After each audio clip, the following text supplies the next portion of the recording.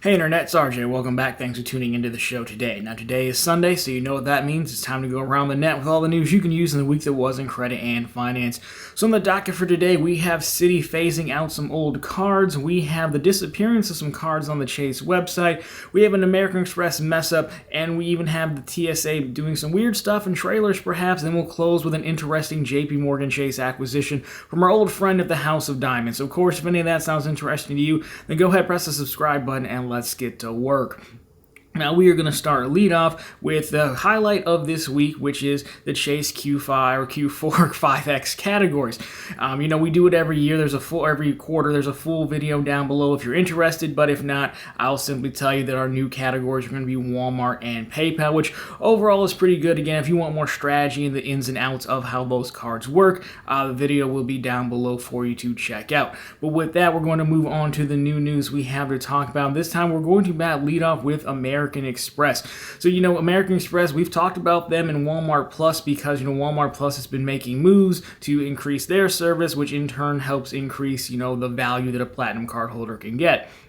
However, that value increasing is contingent on the credit actually posting, which has been a continuous issue, for the last month or two. So let's take a look at this in case you are experiencing issues or trying to take advantage of this Walmart Plus credit.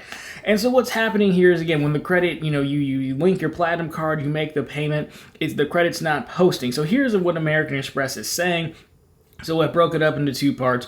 So I'm sorry, this is basically someone messaged American Express, and they're saying, hey, look, I'm sorry for the delay in the credit due to a technical issue. Walmart has billed your August charges, Walmart Plus annual fee. However, the system only recognizes Walmart Plus monthly charges valid for the credit. Due to this billing issue, an automatic credit was not triggered by the system.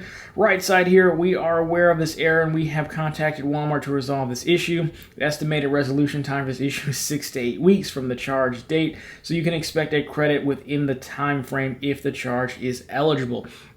So overall, there you have it. I do think it's a little bit interesting to see just kind of behind the scenes. It sounds like Amex is saying, hey, we coded for this. Walmart sent us the wrong thing, and it's not working, which checks out from a technical level. Now, 6 to 8 weeks, not to get too far into it, but, a lot of times, I would say this falls under maybe the technology side of a company, right? You have to get a story on the board, get it prioritized and up to developers to, work on user acceptor testing, that whole thing. So it might not be as quick of a fix, but I do think for the sake of the partnership, they could do better than 6 to 8 weeks because, again, the problem is, you pay for it and then hopefully they go back and retroactively post a credit, but at that point, you have a statement credit then, what ideally they want you to, use your card to spend it down. So just from that statement, I don't know that they're necessarily handling it the best customer service way. I think the best way would to be run a report internally and go in and manually adjust, or see if it's quicker for American Express to temporarily take, Walmart annual fee and maybe price check it with $14.95 or whatever the membership is a month, as a level of validation. So that's kind of what I think. But if you're using it, just keep an eye on it. American Express is good at fixing and making things right. To me, this is not necessarily the best customer experience or best partnership they could have come up with.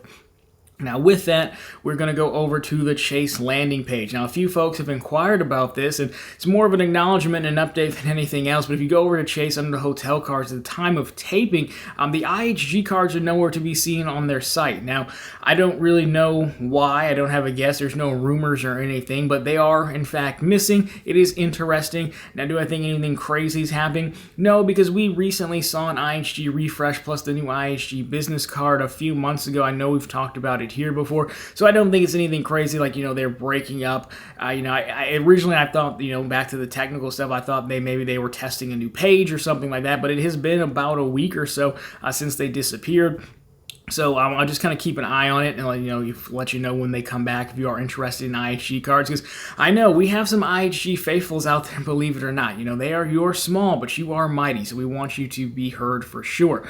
Now with that quick one, we're also going to take a look at the TSA. So a lot of credit cards we have offer TSA pre-check or global entry. TSA pre is like $85. Basically, you can go through the airport line. What used to be much quicker, but now since TSA pre-check is so widely available for credit cards and stuff, it's not that much quicker, though it is more convenient to not have to take your belt and your shoes and empty your suitcase and that whole thing. So convenient, maybe not quick. However, one of the main issues with signing up with TSA Pre or even Global Entry is that, it requires you to go to the airport, to a TSA office, and do what they call a physical screening, when really what they mean is you have to get fingerprints. Okay, that makes sense. And you have to do a, quote, interview. I use the term interview loosely. It's their term, but basically they ask you, like, are you a terrorist or something like that? And you say no, which is silly because even if you were, why would you say yes? So I don't get the interview. But anyways, that is one of the gaps to, a lot of folks signing up for this. Well, now TSA has a partnership that they're rolling out, a limited trial, I think, through the fall, where you can actually go to the local parking lot and sign up in a TSA trailer. I kid you not. Take a look at this. So what we're talking about is TSA partnering with Identigo is the company, and they're bringing mobile trailers to locations outside of airports, so across the United States. So you can come basically complete that in-person portion in the trailer, so to speak. I think I saw somewhere that they were doing a lot of like AAA insurance parking lots or something like that.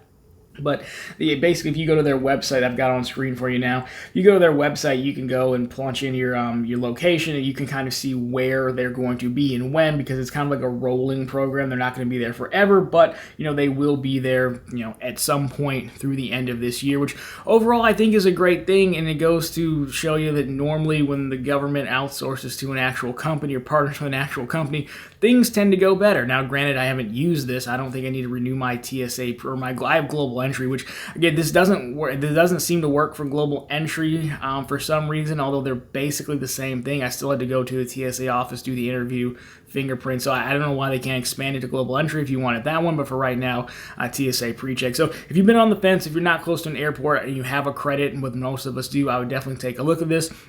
Of course, report back and let us know how it went. I would like to see more of this. And overall, it does look like the government's kind of making a push, especially with how crowded and slammed airports have been, to get more people on the pre-check, which, the process improvement person to me just seems like the answer is the dog, right? I know the dogs are expensive, but if you ever gone through the security line with the dog, like that is the quickest you'll ever go through, until we get to an even better way. But anyways, let me know if you want to check that out or if you do, what your experience is. I do think it's a nice touch. Now we're moving on to Citibank, one of my favorite card issuers, but this time Citi is retiring a card. Might not be one of their more popular cards, but we're talking about the Citi Expedia card. So here you have the breakdown on screen of what's happening in case you are a card holder.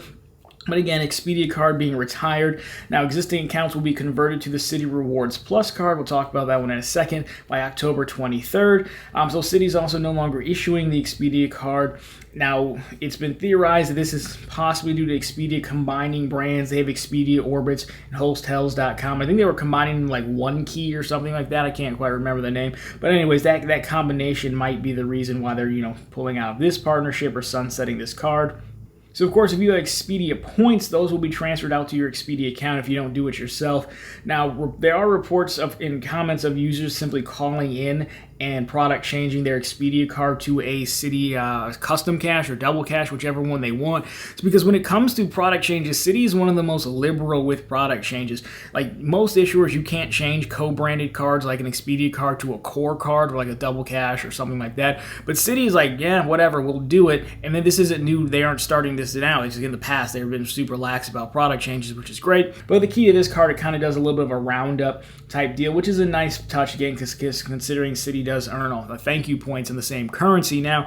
So you have options. If it was me, I would either phone in and product change, assuming you've already had this custom cash or double cash, because both of those have bonuses as well. Or if you want the rewards plus, I might just apply for it. A way to may as well maximize your earning potential in this scenario. So there's Citi. Now we're going to go back to the House of Diamond. This time we don't have missing cards, but we have a new acquisition. So Chase it's been a good run, but they've been heavy in the quote fintech space, making acquisitions and trying to stay competitive and stay strong, strengthen their lineup. So I do find these interesting because they kind of speak to the larger macro game, if you will. The banks are playing not just on the credit card space. So we take a look at this. story here. Chase's purchase payment startup Renovate.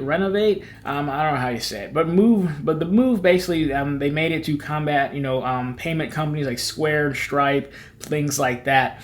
So JP Morgan, interestingly enough, they're actually the largest provider of merchant services by volume, which you might not be too surprised at, but the amount that they're moving a day is about like $9 trillion, which is a ton of money. So we do have a quote here from the global head of payments and commerce solutions. It says, our clients really value choice. They want to offer many different payment methods to their clients, whether it's Visa, MasterCard, but also buy now, pay later, etc. And then, of course, the ability to turn on these very country-specific payment methods also helps us in our geographic expansion because we don't need to spend a lot of time building out local payment methods. So the article did go on to say that they were looking at partly their engineering team for this company as well. I think they're like based in India or something. But again, it's not uncommon sometimes for companies to acquire others for the technology team, the human assets, human capital behind it, however you want to say that. HR person can let me know down below. So overall, this goes to say that Chase is like, hey, look, we are the worldwide leader right now, but it might not be that way in the future given the popularity of Square. Where I work, there's a little spot where like food trucks show up, for example. People go to, I think they're kind of overpriced and I can't use my gift cards there, so I don't really care for them, but people love them. There's always long lines, and every time those guys are using little Square readers or things like that, or a lot of places where I get my haircut, they're either cash or like Venmo or PayPal or something like that. So this really does make sense where Chase is like, hey, we have to we're doing good now, but we want to be able to offer our customers these options. Obviously, they do have merchant services in their own versions, but again, Square and Stripe and those guys seem a lot more popular, more easily accessible to that kind of niche, to those customers. So why not simply have both of them? Sometimes it's cheaper to go out and acquire them, and I do think, this kind of speaks to Chase's overall aggressiveness across the board, not just in credit cards, but how they build out their service. So I probably don't necessarily think I'll end up using this service myself. I don't have a need for it, but again, I find this interesting to see what the other moves banks are making. And they did mention the buy now, pay later service and things like that we know from covering it on this channel and these segments that buy now, pay later is taking off like crazy. For whatever reason, when you change the words and you remove interest with fixed payment, people love it and they go for buy now, pay later. So, again, why not do both? You can do both when you're that big. You can have credit cards, you can buy now, pay later. I can offer everything to the customer because it's all basically vertically integrated and builds off of my existing core competency, so it really doesn't cost me that much in the long run. So overall, not that Mr. Diamond needed my agreement here, but I think it's a good play. So of course, let me know if you find this stuff interesting. That's kind of credit card adjacent, but still talking about some of our favorite issuers.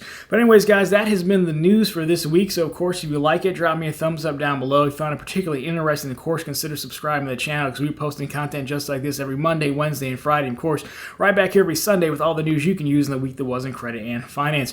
Question for you guys is, let me know what you think of these stories. Of course, are you really missing those IHG cards? Where's Waldo game? And what else have you seen going on in the news that you'd like to chat about? I love to kick it with you in the comments.